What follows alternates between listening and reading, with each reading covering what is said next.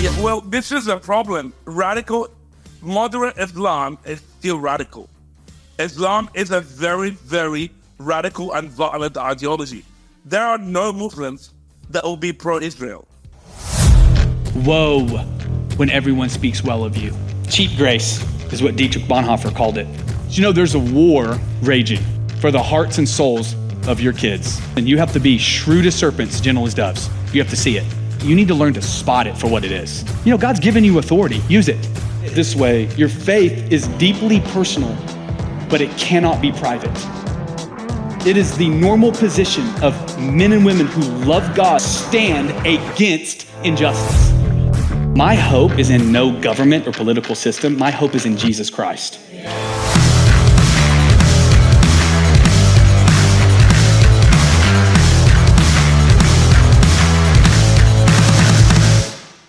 Well, hey everyone, and welcome to the Under God podcast. My name is Steven, and I am very excited to have a new friend join me on this podcast, Pastor Andrew Edra.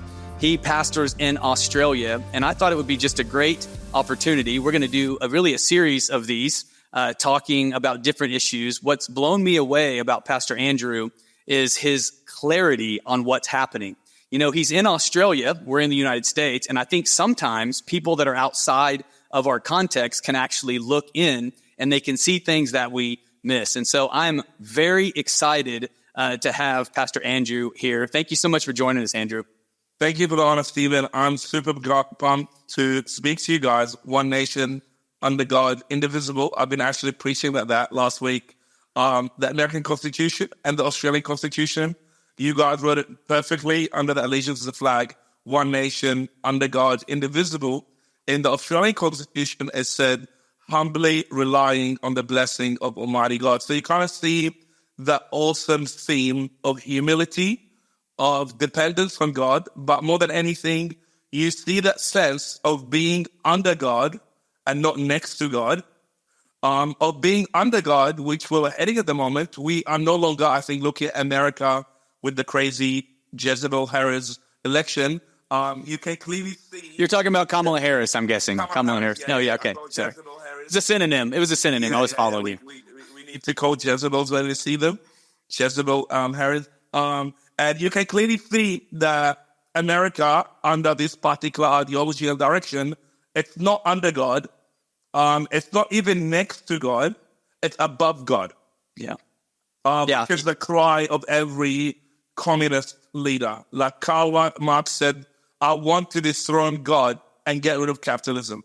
It's a very ancient cry. It's a very old yet current totalitarian instinct of people without God to try to remove God, and as a consequence, they end up becoming God themselves. Yeah, and that never works out good. You know, one of the reasons we started the podcast was just to really get God's mind on the things that matter most. You know, one of the things I want to talk about in this episode, we're going to get to citizenship and what it means to be a godly man of God man or woman of God in our culture. But one of the things I wanted to talk with you about, you know, we had a conversation several hours a few weeks ago, just hearing your backstory, where you come from. I was really blown away at your story. And I think just for context for our audience, would you tell us, start with your parents, how in the world you got to Australia? You're not from Australia. You're kind of a missionary in Australia. And so tell us more about that. No, so I was born in the Muslim Middle East in Egypt. So Egypt was a Christian nation, unlike what most people think is this Arab barbaric world. Actually, Egypt is not very Arab. We speak Arabic because we got invaded by Islam in the late 600s, 7th century. But Egypt was a Christian nation that, as it became very weak, more than anything, actually more womanized. The whole historical accounts in regards to the church's condition in Egypt in the 600s when demonic and evil Islam was rising.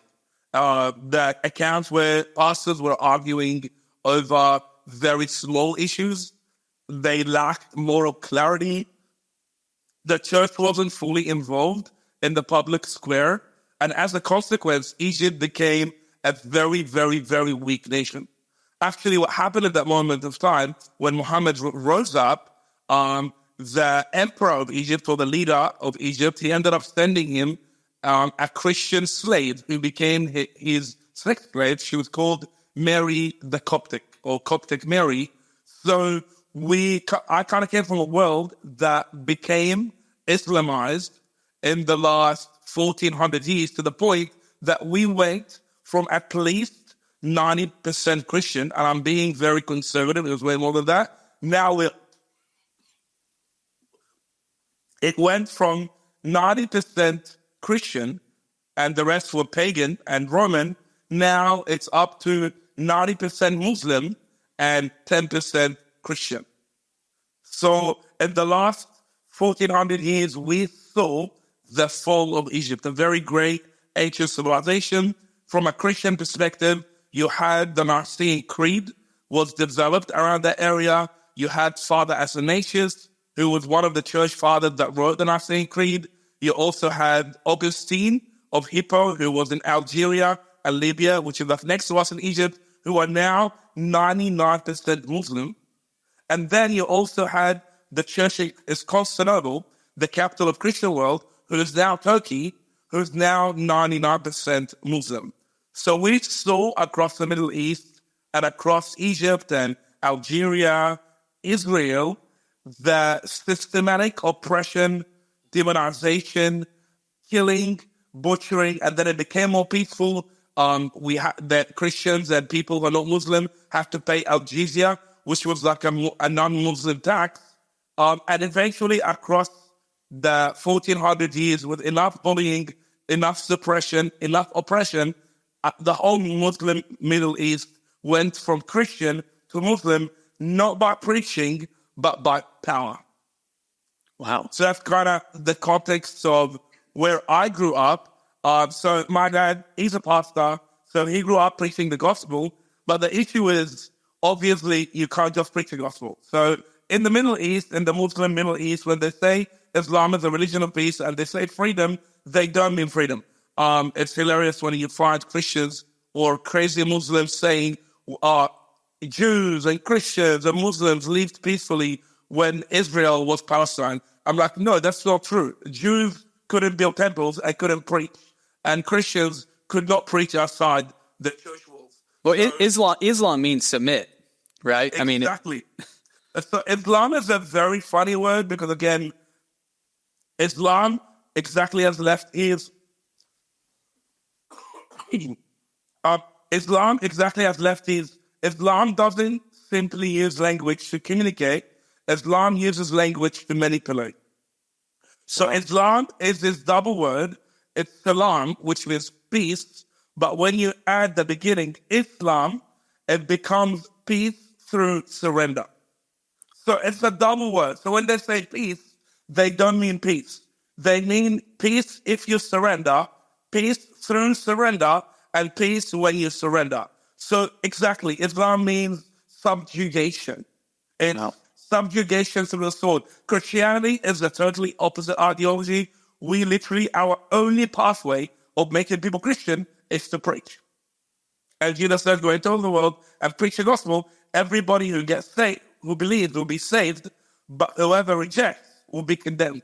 So we have that freedom element in our fabric, but Islam is not bottom-up grassroots religion.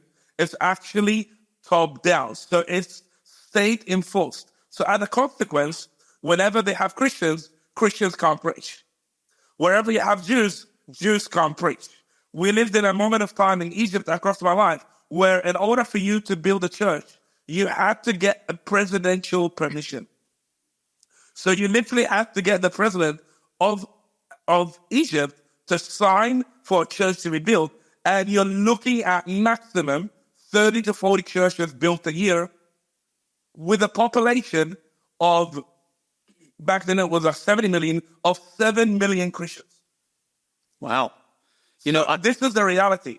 So it's pretty similar to leftism, communism, and liberalism, where they want you to preach Jesus just in the church, but you can't preach out of the church.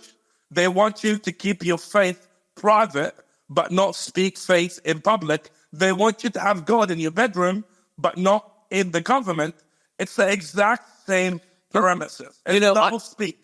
You know, a mutual friend of ours, Pastor Rob McCoy, me and him were chatting. He was in our church recently, and he made this statement that I had never really considered, and it goes to exactly what you're talking about.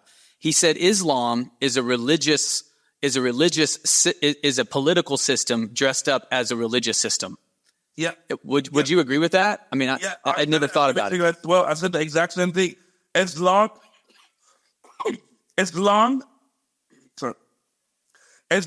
is a political ideology pretending to be a peaceful religion. Islam is a totalitarian one world order that pretends to be some form of spiritual alignment, but Islam is extremely political.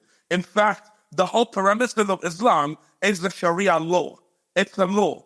And that law can only be implemented when they are in power. Now, you look at the other side, the LGBTQ sex cult or the LGBTQ sex religion. The LGBTQ sex cult, they are a religion that pretends to be a political ideology. They are an anti-Christian religious cult that pretends to be a human rights campaign. So there is this interesting reality of Islam that it's a political system that pretends to be a religion. And you can have to understand, in the ancient world, you can't really split politics from religion. So this is one of the downfalls of secularism and liberals, is that they're unable to see reality from the other side, but more than anything, they're unable to understand that historically, you can't really split religion from politics.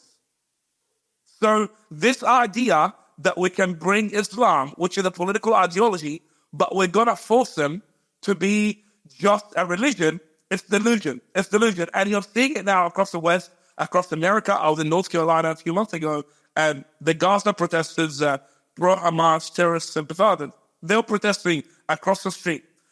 In New York, you saw the Muslims chanting deaths to America. In Washington, D.C., they burned the American flag. So if you are an American citizen who's a Muslim, why, number one, why are you burning the American flag? Number two, why are you screaming free Palestine when you live in America? It's because you're part of a bigger political ideology that is beyond the United States of America. You know, I was listening and looking at some statistics. You know, we like to use this word radical Islam to like trying to they're not even using that anymore to be politically correct, but they're trying to kind of make a distinction between those who strap on suicide vests and those who want death to America from mainstream Islam. Except that when you look at the studies, certainly you have a lot of people that are Muslim that wouldn't necessarily go to those links, but the vast majority of them are sympathetic with those who do, which is kind of interesting when you see kind of this kind of what's happening up in Minnesota, and you see kind of these conclaves in England and in France, where they're literally the cops and the culture that they're just stepping out and letting kind of Sharia law rule. That's very interesting. Yeah, well, this is a problem. Moderate Islam is still radical. Islam is a very, very radical and violent ideology. There are no Muslims that will be pro-Israel at all. Like you'll probably be looking at being super generous, 1 per 10, but I would go as far as 0.1 per 10. So it's the minority. I'm going to repeat that. There are pretty much less than 1% of Muslims that are pro-Israel.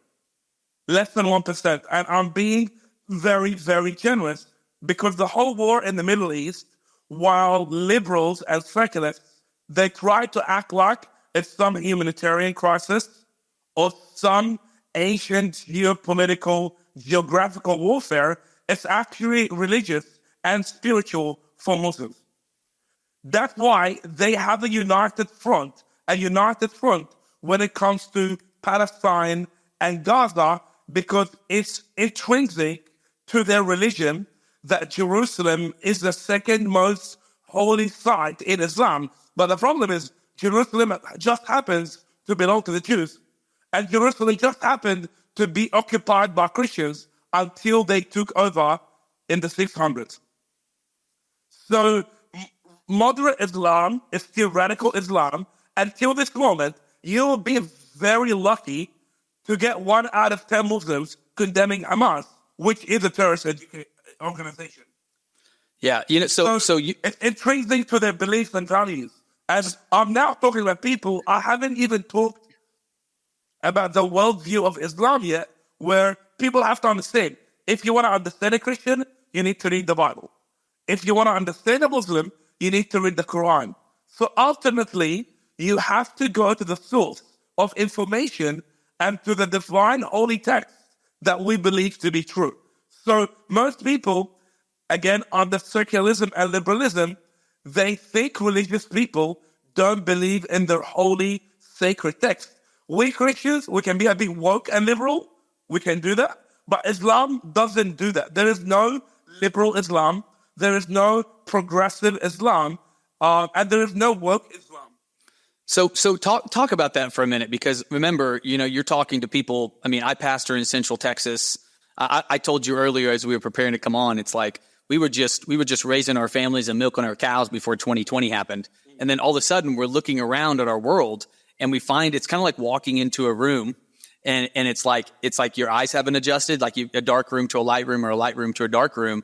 And it's like you walk in and it's like, man, it's disorienting. And I think that is such a good point. One of the things as a pastor that I'm constantly telling our people to do is, hey, you know what? You want to know what God thinks about something? Open up his word. His will and his ways are in his word. And I don't know that it had ever occurred to me that there is a sacred text called the Quran. I mean, I know that. I mean, mentally I know that. Intellectually I know that. But they're also living out that narrative. So maybe speak to that worldview. Speak to kind of some things that maybe, our audience would know. It's very hard, particularly if you grew in one country, like if you're an American and you haven't been around, you are in a very dangerous position, because what tends to happen to you is that you're unable to understand that people perceive and download reality from a totally different perspective. So what's happening at the moment in America is that secular leftists, woke liberals, godless, lawless communists, they are interpreting Islam through a secular and liberal worldview, not through a Muslim worldview. You got your liberal woke Christians who are interpreting Islam through the lens of a Christian worldview. But you have to understand Islamic worldview. And this is a problem when you are born in a worldview, is that you are limited and stuck to that worldview. So that's why most American pastors don't even have a Christian worldview, because America now is a Christian nation with a progressive liberal culture. So you got Christians who have a liberal worldview, but they have a Christian slogan on top of them. And then when you talk to them, most Christians are unable to understand there is something called Christian worldview. It's the way you see reality. It's the way you perceive reality. It's the way you download reality. So the issue you're facing at the moment, even with the radical left, that some Christians don't want to be political, is that Christians are choosing to interpret Islam through a Christian worldview, not through a Muslim worldview. Wow. And it takes a lot of work, a lot of reading, a lot of humility, a lot of conversations, a lot of you really getting down to the bottom of the issue. Because the problem is most people, like for example, people will say Islamophobia. It's like Islamophobia is a myth. Yeah. It's very logical if you are a Christian for you to be fearful of Islam, because Islam has killed hundreds and thousands of Christians, if not millions, across the last 1600 years. So Islamophobia, it's a conspiracy theory, it's a myth, it's an oxymoron, it's like illogical fear of Islam. It is very, very, very logical for you as a Christian to be fearful of Islam when they literally bombed your Twin Towers. Speaking of that, we just recently commemorated September 11th, 2001. So it's 23 years ago. It's not that long ago. That's one generation. It's not even that. And one of the things I went earlier this year. I've been spending some time with some incredible Jewish leaders in New York and Christians, evangelicals, and the Jewish community, really realizing that they're their only friends. I mean, and we don't know each other like we should. And so we're building relationships, which is very exciting.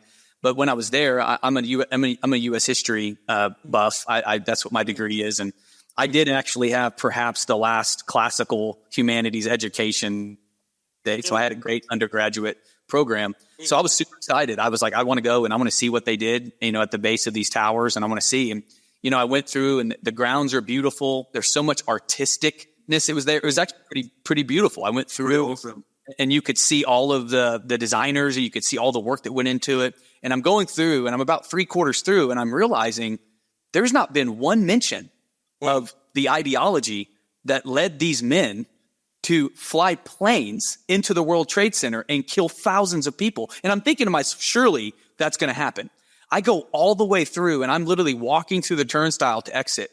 And I am like just extremely burdened and sad, because I know as a Christian, that's what the Bible is, right? It's eternal truth. We get to see their history, so we don't read it. We can learn from it. It reads us and truths. And, I started realizing, I'm like, all these generations of people that are coming, they're seeing all the art. They're seeing how beautiful it is. They're seeing how it's all put together well.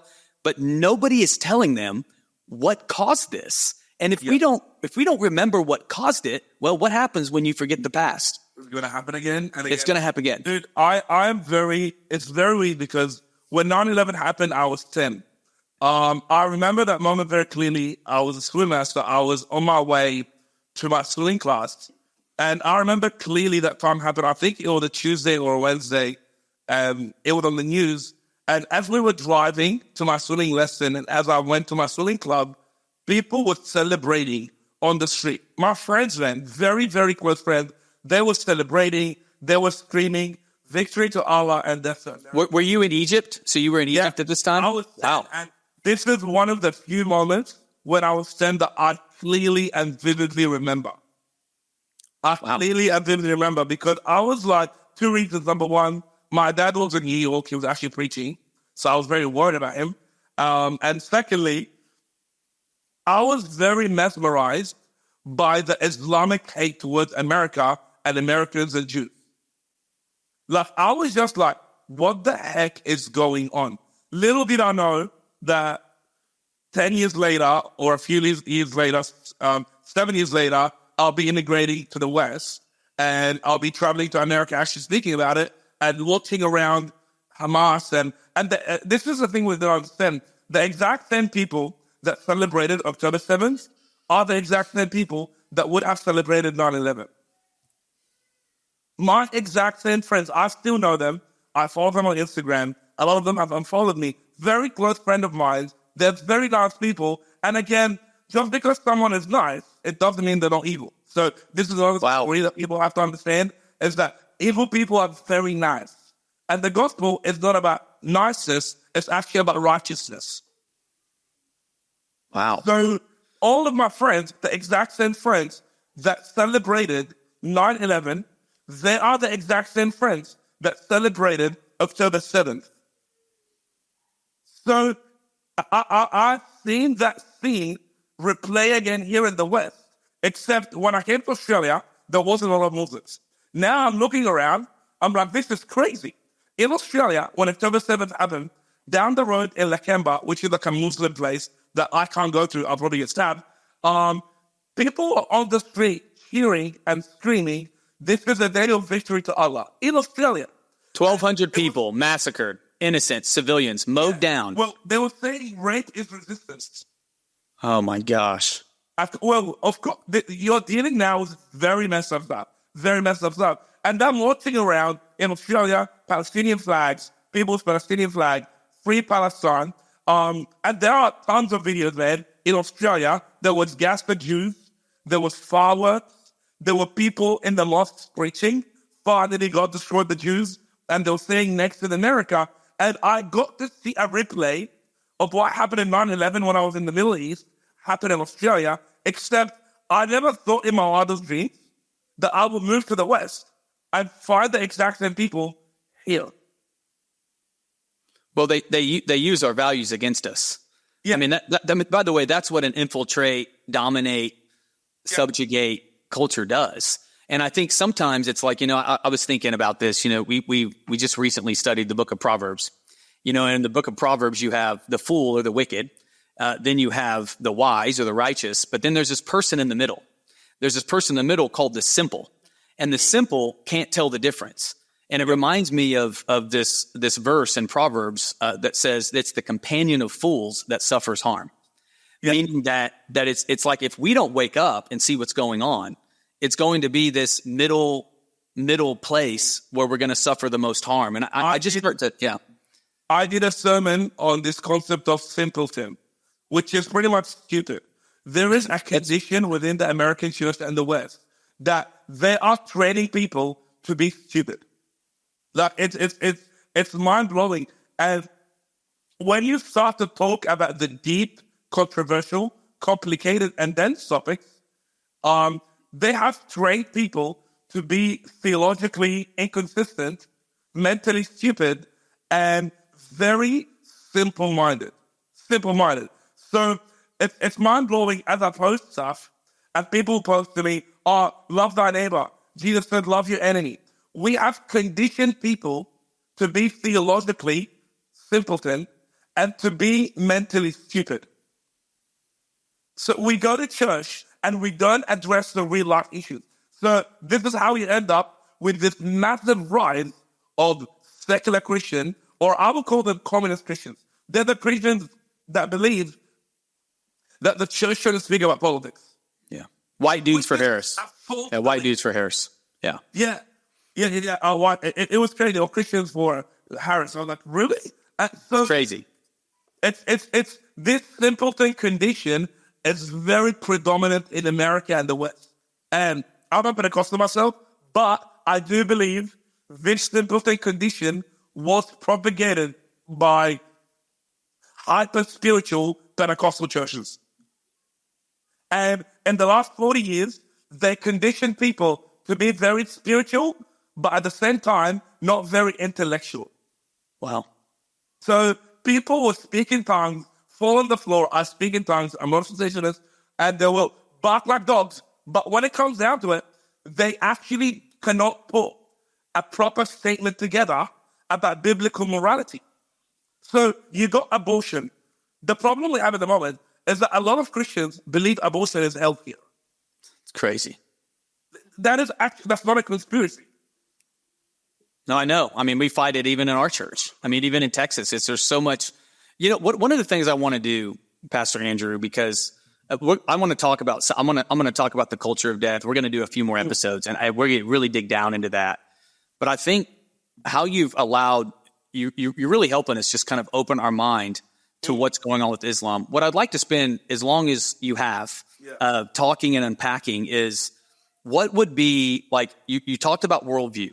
So what would be some of the things about Islam that Christians need to know and understand so that we can rightfully, take our place in standing against it? So while churches are silent and have trained their people to be theologically stupid, and the other big chunk of the church, they are subscribing to theological ambiguity, which is, I'm going to talk in metaphors, but not actually say what my moral thing. We call that self-help.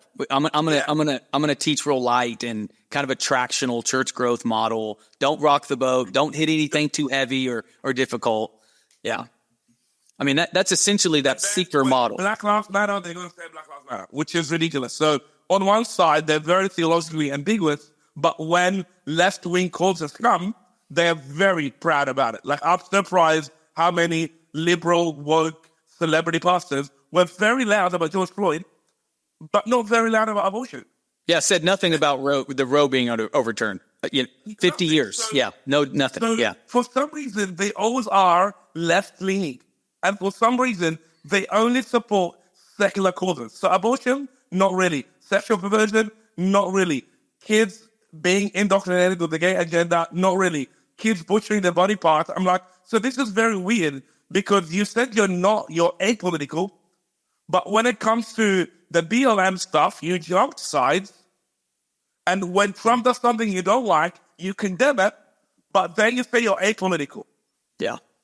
So there is this weird lack of consistency. It doesn't, BLM, I think, was very obvious, where every pastor that was theologically ambiguous and that was apolitical, everybody became political. But for some reason this year, they all aren't. It's hilarious. Yeah. Because it's becoming now too clear that the Democrats are the Democrats. It's that like, Yeah. and every pastor knows if you dare to support the Democrats, it's suicidal mission to any biblically faithful Christian in your It is. church. It's It a is. suicide. Because they don't subscribe to the Bible. They don't. They have a godless communist worldview of wealth distribution. So as pastors are dumbing down the generations, Islam, it's not very smart, but they're very argumentative religion. So you see at the moment in England, they are maximizing, Islam will attack you on 3 topics as a pastor. Number 1, the divinity of Christ. How is God man? How can God die? How can God kill his son? So the divinity of Christ. So while churches are theologically bankrupt, Islam will be getting these little arguments to poke holes in young people. And a lot of young people in Europe are becoming Muslim, not because Christianity don't have a good argument. It's because pastors have been preaching, as you said, self-help with no doctrine. So what those pastors don't know, doctrine is about to become a very hot topic soon. So that is brilliant. So what you're saying, and I had this thought, I read something, the devil's a counterfeiter. That's what he is. And when you study agents in the treasury that go after counterfeiters, they don't focus on the counterfeit. They focus on knowing the real thing so well that they can recognize a counterfeit. So this goes into this deepening of the faith, which gets me really excited. Because at the end of the day, you're absolutely right. We have the words of life if we'll just put them in our heart and allow the Holy Spirit to bring them up. So what you're saying is a lot of what's happening in these Islamic countries, particularly as they're targeting young people and converts, is it's just a lack of biblical literacy. And from the pulpits, just teaching what the Bible says is true from Genesis to Revelation. So Islam is going to take the argument to a theological level, which is very, very good. Who knows if God is using Islam to kind of rewind on the arguments, because they're going to be arguing, number 1, the divinity of Christ. Number 2, Trinitarian theology, because they're going to be arguing, how can God be 3? That's illogical. That doesn't make sense. And thirdly, the historical accuracy of the biblical text. I was on the Temple Mount in Jerusalem in 2016. And it was my first visit, and I went, and what was so great about it was not just all the sites. The sites are incredible, but the company I went with, really the ministry, Eagle's Wings, they do a great job of not only connecting Christians to the land, but also to the Jewish people.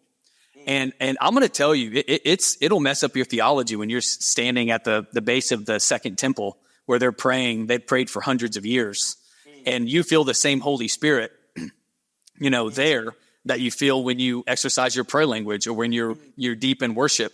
Well, we went up to the Temple Mount. I believe it was the Jordanians control that. I think that's right. But they had all these police, which is, by the way, the grace of the Israelites that allow that garbage. I'm like, it's insane.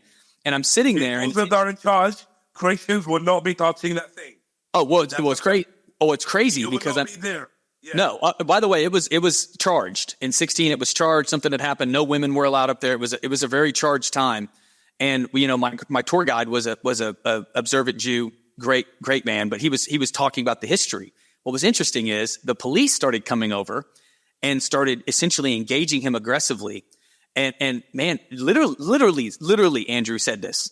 Like, I'm a history guy. Take my faith, take what I know about Christ and all the Bible out of it. Just take history and talk about logic and reason, archaeology. They were literally saying that the Jews had never been there. And it's interesting when you even look at Palestine, that word Palestine, that was a Roman slur to the Israelites. That slur actually proves they were there. It's derived from Philistia. It was literally like a slap in the face after they sacked the second Roman temple. But that attack on history. Was history. Like, Muhammad came to tell us who Jesus was. because apparently we Christians got him wrong when he has never ever seen Jesus. So Islam is the biggest conspiracy theory in the world. Muhammad wrote about Moses, Abraham, Jesus, Solomon. He has never ever seen Jesus. Somehow, John, who saw Jesus, as First John said, as the first book of John said, this is the one we have seen with our own eyes and touched with our own hands. Muhammad comes and says, the Christians changed the Bible. And God brought me to bring you the final Bible. How convenient, but how ridiculous is someone that rises up from nowhere. He rises up from Saudi Arabia, the south of the Arabic world. There was no prophets. There was no Christian. There was nothing really. And then he rises up and he makes up his own religion. And then he goes to Jerusalem and tells them, hey, I am the real true prophet. I'm like, who are you? Like, Jesus came from Jews. Every single prophet came from Jews. And then you got this Arab guy comes out of nowhere, and then he claims he is the one final true prophet of Allah. And this is very, very technical. I made that conclusion. A few people got triggered. The only reason Islam was able to spread in the Arabic world when Muhammad arrived was because people couldn't read and write.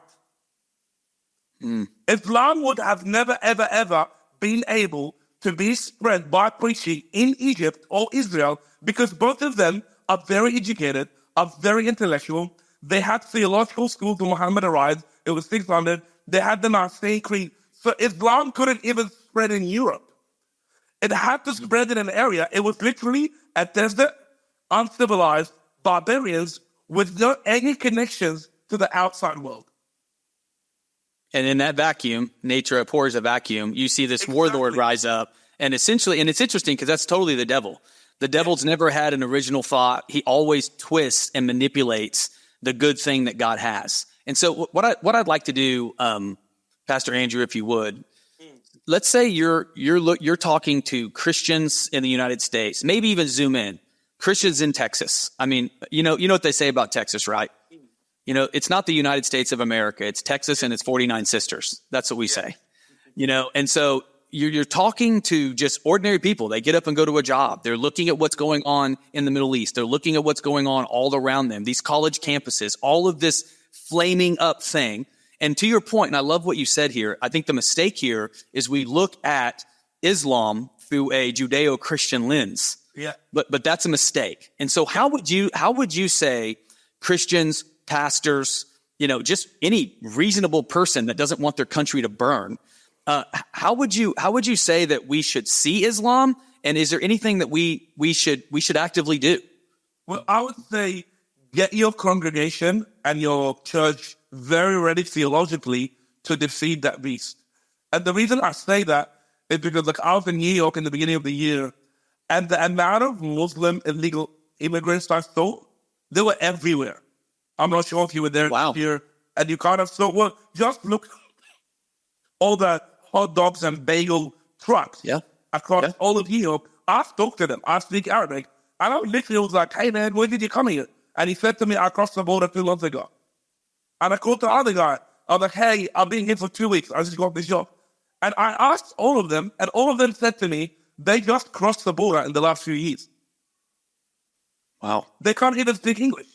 So Islam is infiltrating America silently. It is happening. You got them very blessed that the border is also letting in Mexicans and all that, like all this kind of Catholic type of religions. But at the same time, if you go to New York particularly, I was there on a holiday and I was like, I literally wanted to talk to everybody because I went around, I was like, there's a lot of Arabic music. So I kind of felt like I was in Egypt. And I was like, this is very interesting. What's happening here? And then I went and talked to a lot of them. And of course, I looked like one of them. So they were very trustworthy to me. And they all said to me, they came to America, they went to LA, and then they got a bus or a plane to New York, where they can get Social Security home, and they can work without getting in trouble. So the reality is, there is a silent invasion. So the question now becomes, how are you getting ready for that? And do you understand, like, people don't understand, like, the barbarians are already in the house. we are fighting now to keep America and to keep the West. But whether we like it or not, cancer is already in the room. Wow. So the way you deal with things, it's not the 1980s, Winston Christianity, seeker sensitive. People are Christians, so I don't need to explain anything. I don't need to explain to people Trinity. People already know that Jesus is God. I can just encourage people every week, and they're going to keep on going. And I'm like, that's not what things are heading. It's really not. And what's going to happen to you, you're going to see a lot of young people in your church. Not now, we're seeing it in Australia and UK, but I'm just telling to you, we're 5 to 10 years ahead of you guys in Australia. UK is around 10 to 20 years ahead of you guys in America. So you have to look and understand how to prepare the people forward. You might say it's not there yet, you know. One thing about Texas, when you're there, it almost feels like heaven. Low tax, cheap houses. You can actually keep your money. The government doesn't tax the heck out of it. Well, we don't get to keep enough of it. Okay, we don't get to keep enough of it. Okay, that's American. We're tax evaders. Yeah, like it's crazy. And not just that, you don't actually have like very big houses in Australia. Like the houses are like little shoe boxes. You're sitting in your kitchen, your living room, and your bedroom, right? Is that what you? Exactly. Like it is nuts. You have no idea how socialism actually sucks. Australia is socialist. We're Australia is socialist that is transitioning to communist. So what you're.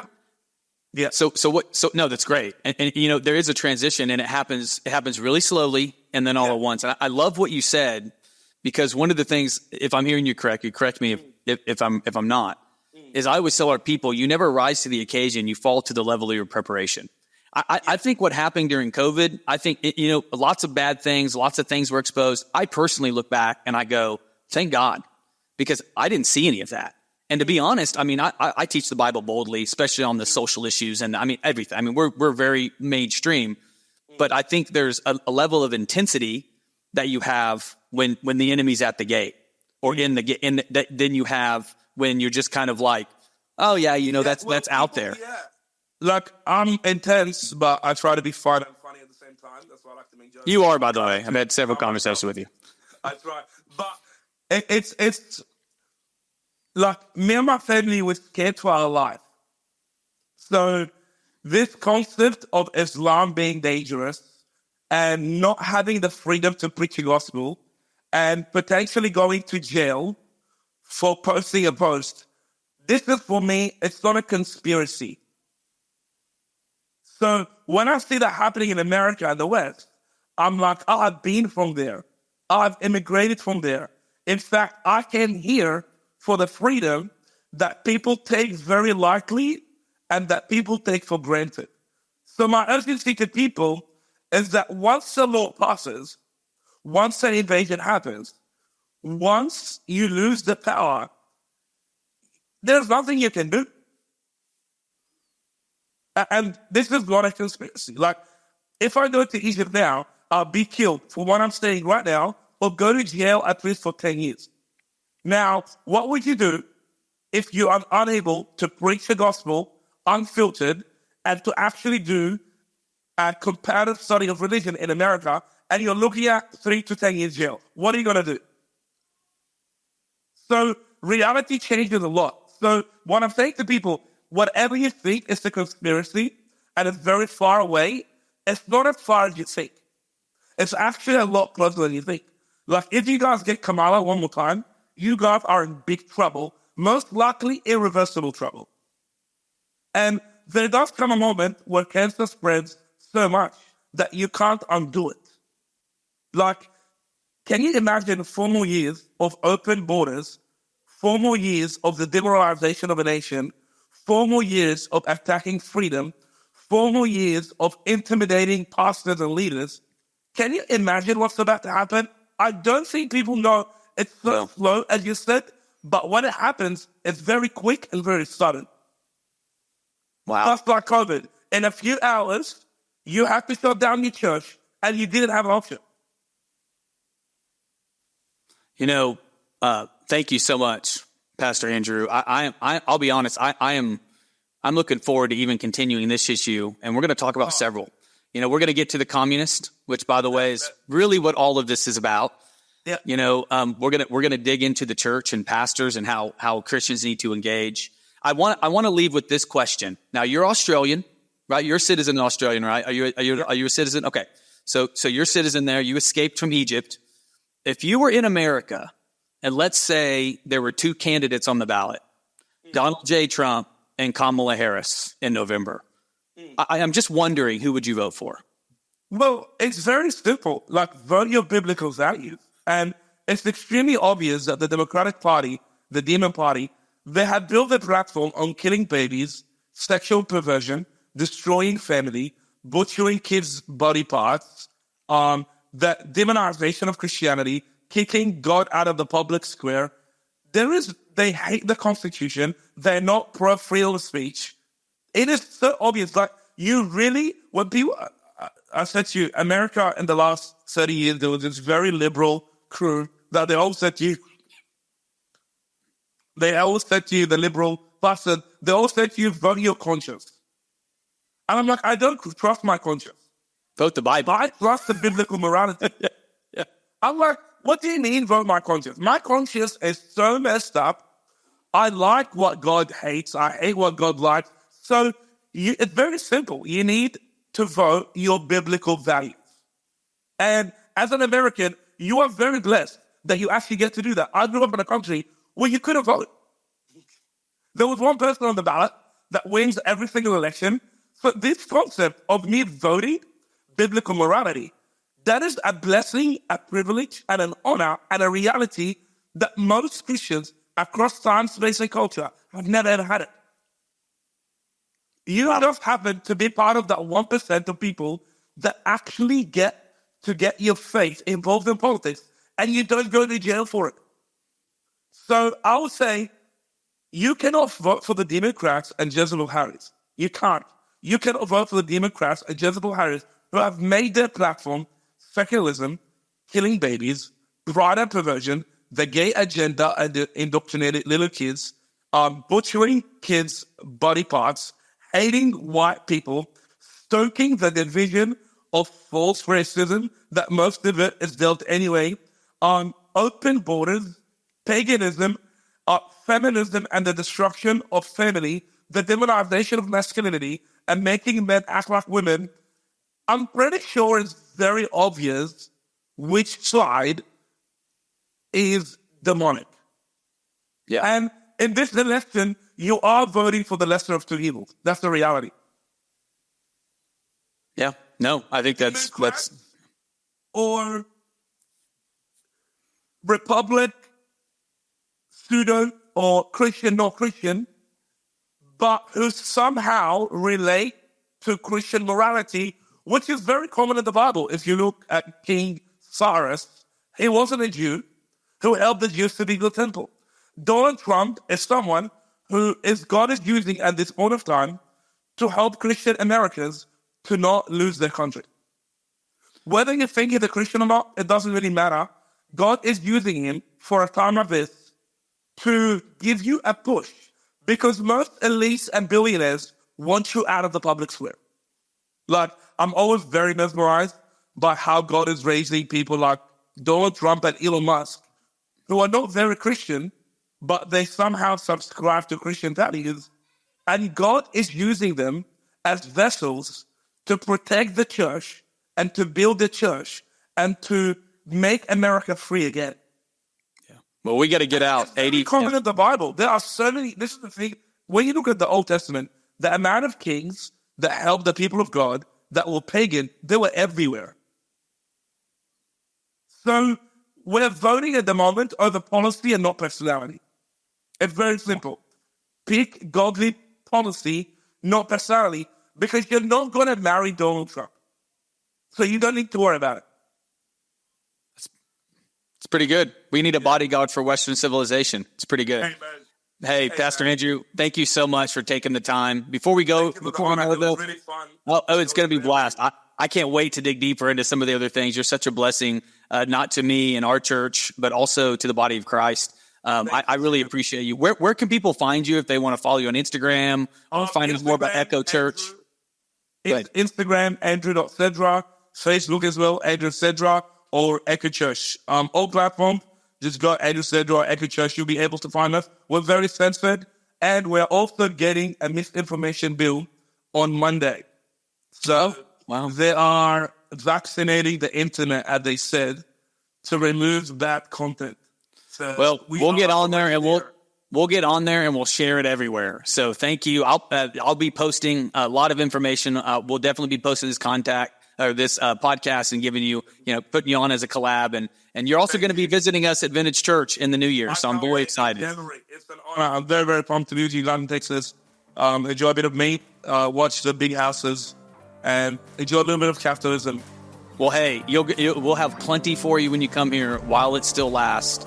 Make America great again. 85 million evangelical Christians need to lift their voice and back the candidate of our values. And that right now is Donald J. Trump. So very excited. Thank you, Andrew. Look forward to next time.